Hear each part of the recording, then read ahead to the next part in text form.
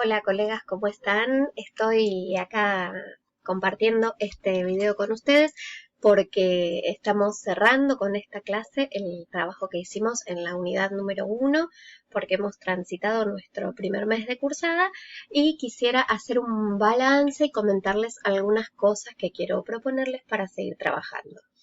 En principio les agradezco muchísimo las intervenciones y el volumen de actividad que vienen desplegando tanto en la clase 1 como en la clase 2. A partir de este relevamiento que pudimos hacer en la clase 1 en el documento de Drive, pudimos empezar a identificar cuáles son los temas de la agenda de los medios masivos de comunicación a la hora de pensar la educación de forma comparada. Y esto es muy importante porque nos permite ver uno de los grandes focos de creación de sentidos comunes sobre la educación.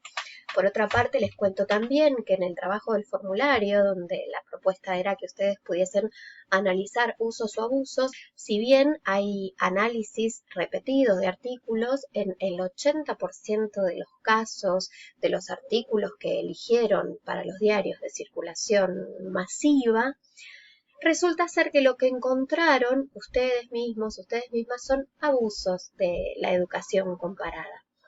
También les comento que para la clase 2 la propuesta fue relevar qué pasaba en un medio de difusión especializado como la revista latinoamericana de Educación Comparada.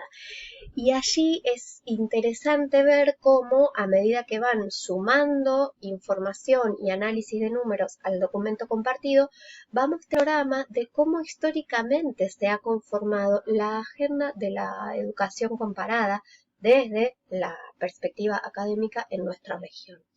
Y esto también es muy importante, porque una de las propuestas que articula esta materia es poder poner en funcionamiento estos contenidos que vamos transitando teóricamente, es decir, poder ponerlos en funcionamiento para analizar comparativamente políticas educativas de Argentina y de algún otro país de la región. ¿Cómo funciona esto? Esto empieza a funcionar desde ahora. Hoy iniciamos el recorrido de la unidad temática número 2, pero también empezamos a hacerlo con perspectiva hacia esa producción final. Y lo primero que tenemos que hacer, así como revisamos la agenda de los medios de comunicación, como revisamos también la agenda de la producción académica, es empezar a pensar con los parámetros que tenemos hoy, ¿sí? Esta es una reflexión que se irá engrosando con el correr de las clases, en cuál va a ser nuestra propia agenda para la educación comparada. Tenemos que empezar a imaginarnos a nosotros y a nosotras como actores de la educación comparada, y por lo tanto empezar a pensar qué temas nos interesaría indagar, con qué países nos gustaría comparar las políticas educativas de Argentina que nos parezca relevante poner en análisis, ¿sí? Todo este trabajo empieza ahora. Después de estas dos clases que compartimos, después de ir viendo y observando los ritmos de intervención, de ir conversando con algunos y algunas de ustedes en relación a la conformación de los grupos, elaboré para el resto de la cursada un cronograma que es tentativo, y esto es importante dejarlo claro, que es tentativo quiere decir que es una propuesta. Si bien ustedes van a encontrar allí desplegados los temas que vamos a trabajar en nuestra cursada, a partir de esta dinámica de virtualidad o de presencialidad mediada por las tecnologías, la propuesta se modifica, ¿sí? No se modifica tanto en sus contenidos, sino más bien en sus modalidades. Así que les quiero compartir el cronograma en el que estuve trabajando. Lo van a tener disponible, por supuesto, en la solapa de la comisión. Aquí es un documento en el que ustedes van a encontrar primero una explicación muy similar a la que les estoy dando aquí en el video, y después van a encontrar un cuadro organizado por columnas en el que tenemos el número de clase, las fechas de esa clase, los temas que se trataron o se van a tratar, las actividades que realizamos o realizaremos y una columna, una tercera columna que me interesa que empecemos a mirar y que tiene que ver con cómo nos vamos proyectando desde la clase 1 hacia esa actividad, hacia esa producción final. Porque esa producción final no va a ser un trabajo que ustedes hagan por fuera de la cursada para entregar y que sea evaluado como un producto. Al contrario, la propia elaboración de ese trabajo es parte de lo que vamos a estar compartiendo a lo largo de la cursada. Ustedes van a observar entonces, a medida que avancen en el cronograma, cómo el trabajo sobre la producción de conocimiento desde la perspectiva de la educación comparada va a ir ganando terreno. Como les decía, hoy estamos iniciando aquí en la clase 3 con la segunda unidad temática en la que vamos a trabajar sobre los organismos internacionales, ¿sí? En la columna del medio encuentran las actividades, no las consignas, sino el tipo de actividad que les voy a proponer en la clase. Las actividades las van a encontrar en la clase, como hasta ahora. Y en la tercera columna, cómo el trabajo de la clase nos orienta o qué trabajo vamos a hacer durante la clase que está orientado hacia la producción de los trabajos finales. Esto lo van a encontrar para cada una de las clases. Para la clase 4, nuevamente los temas, las actividades y el direccionamiento hacia la producción final. Lo mismo para las clases 5, 6 y 7. Una de las propuestas de actividad que encontrarán allí y que es novedosa para nosotros, para nosotras, porque todavía no la hemos puesto en juego, es la de encuentros sincrónicos.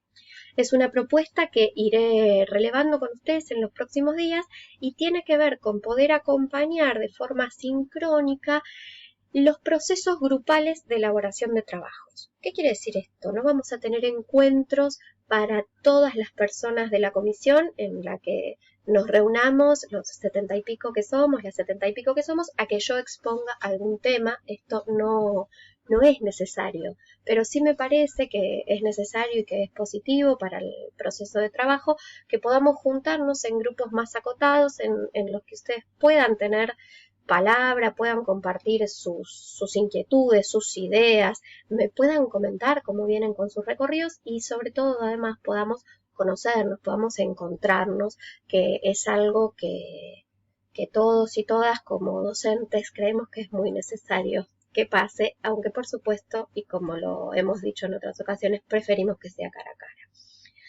Esto, como les decía, esta propuesta de los encuentros sincrónicos la vamos a acordar, la vamos a ir construyendo en conjunto. No van a ser de ninguna manera una imposición.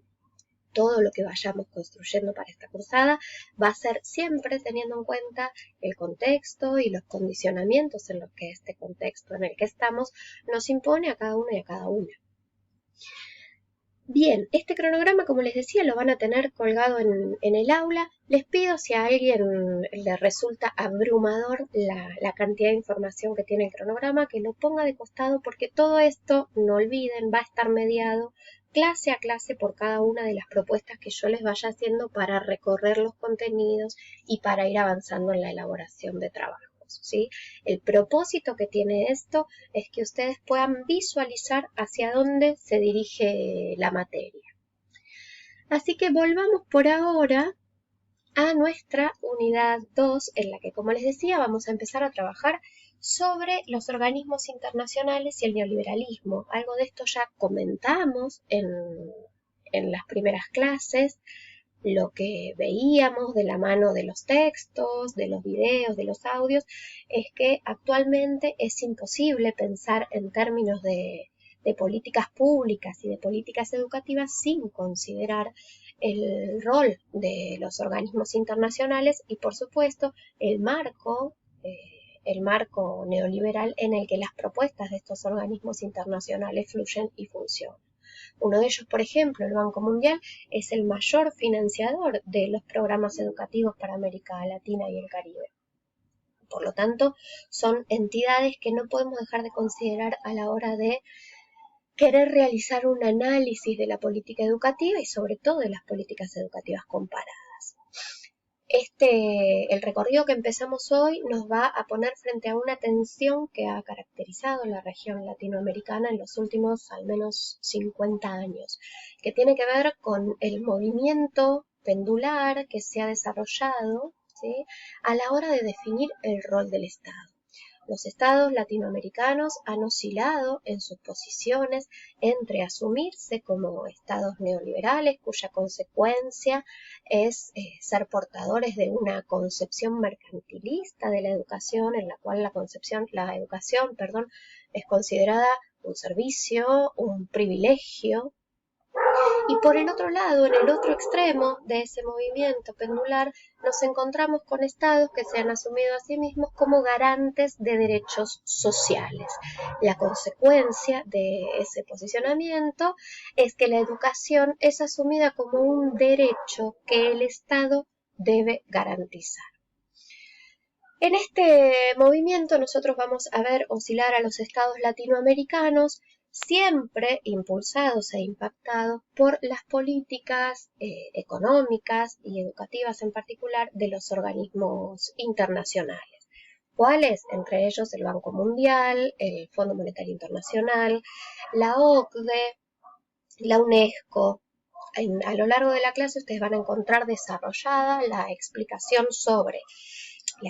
y la descripción sobre cada uno de estos organismos, sobre sus conceptos, sus puntos de partida, sobre el marco neoliberal en el que piensan sus propuestas y sus programas y en el que van desarrollando sus políticas.